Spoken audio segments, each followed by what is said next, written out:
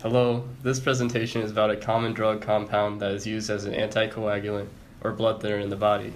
It is used to treat or prevent the formation of blood clots in both veins and arteries, which can ultimately reduce the risk for having a heart attack or stroke.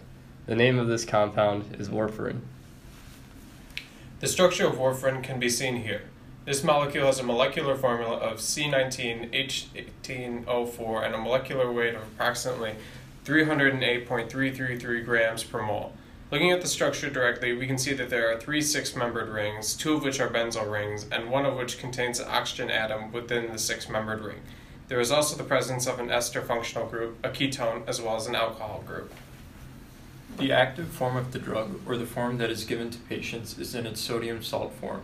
As we can see, the alcohol group has been deprotonated and the counter ion associated with it is a sodium ion to stabilize the negative charge on the oxygen.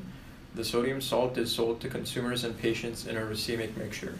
The structure of the molecules only has one stereocenter, and so by flipping the stereocenter at the one carbon, a racemic mixture of enantiomers is formed. The S enantiomer of the warfarin salt has been found to be 3 to 5 times more effective in its anticoagulation effect than its R enantiomer counterpart. This is because its S structure allows for a particular enzyme, CYP2C9, to metabolize it faster, causing its clearance from the body to be much faster and its anticoagulant effect to be much more efficient than the enzymes which react with the R enantiomer. Another physical property derived from its structure is its high solubility in water, 17 milligrams per liter.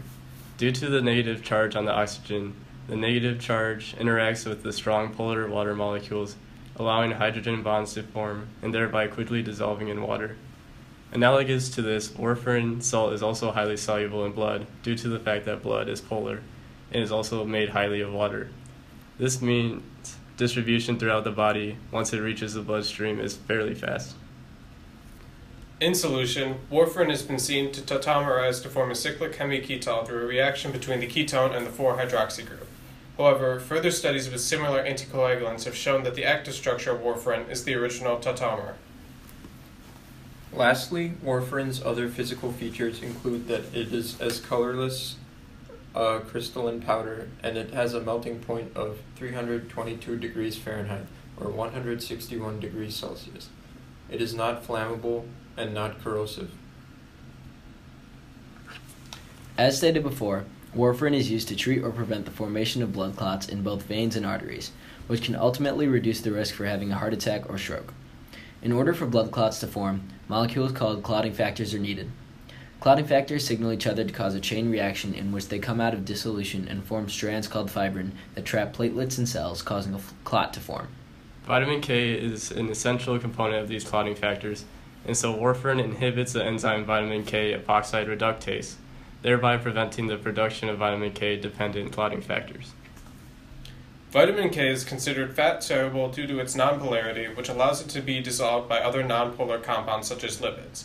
Fat-soluble vitamins are stored in the body longer than water-soluble vitamins, which means that the risk of depleting the vitamin K supply of the body is lower compared to that of other vitamins.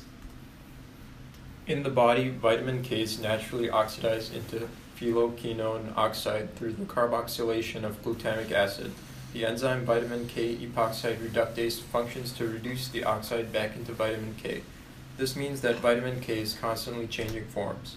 When warfarin is introduced to the system, it interferes with the vitamin K epoxide reductase, increasing the ratio of oxide to vitamin K.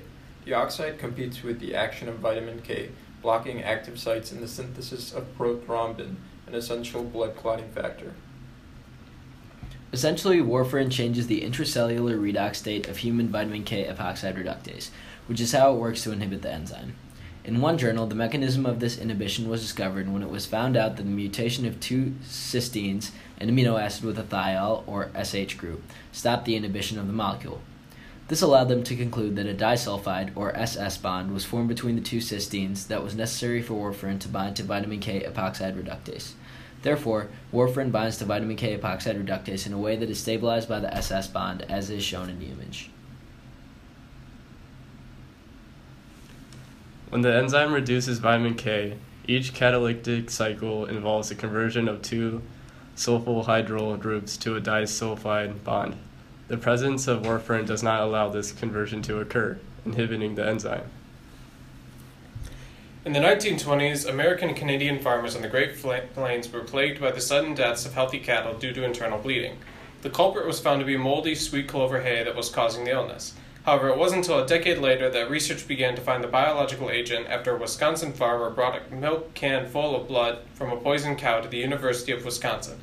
After several years of research, the substance was isolated and patented by the researchers as dicumarol. Later research into natural coumarin derivatives yielded an especially potent form which the group later patented as Warfarin in honor of WARF, the Wisconsin Alumni Research Foundation, which sponsored the group. Warfarin was first marketed as a rodenticide upon its release in 1948 and was met with great financial success. Research resumed into medicinal use of warfarin after the attempted suicide of a U.S. Army inductee using half a gram of warfarin as rat poison. Warfarin then found great success as an anticoagulant and achieved relatively immediate use, with a warfarin derivative being prescribed to President Eisenhower in 1955. Traditionally, one of the steps in the synthesis of warfarin has been a Michael condensation between 4-hydroxycoumarin and benzyl acetone to form racemic warfarin. 4-hydroxycoumarin can keto-enol tautomerize at the hydroxyl group, meaning an enolate intermediate is also formed. Benzyl acetone is a 1,4 substituted ketone and can perform 1,4 addition with nucleophiles. This reaction thus proceeds according to the image. When blood vessels are broken in the body, a chain of events known as coagulation cascade occurs. The purpose of the coagulation cascade is to produce thrombin as quickly as possible. Thrombin is an enzyme that breaks down another protein called fibrinogen to form fibrin, the protein that makes up the majority of blood clots. In order for the coagulation cascade to function properly, a number of enzymes must be in place. Many of these enzymes are formed in part from vitamin K, which is oxidized in a reaction with an enzyme precursor. An enzyme, VKORC, vitamin K epoxide reductase, then reduces vitamin K, allowing it to react again. Warfarin works by blocking the function of VKORC, preventing the reduction of vitamin K. Without a sufficient amount of vitamin K, improper enzymes will be used in the coagulation cascade, resulting in improper thrombin formation and improper clot formation, leading to an overall reduction of clotting in the body. Thanks.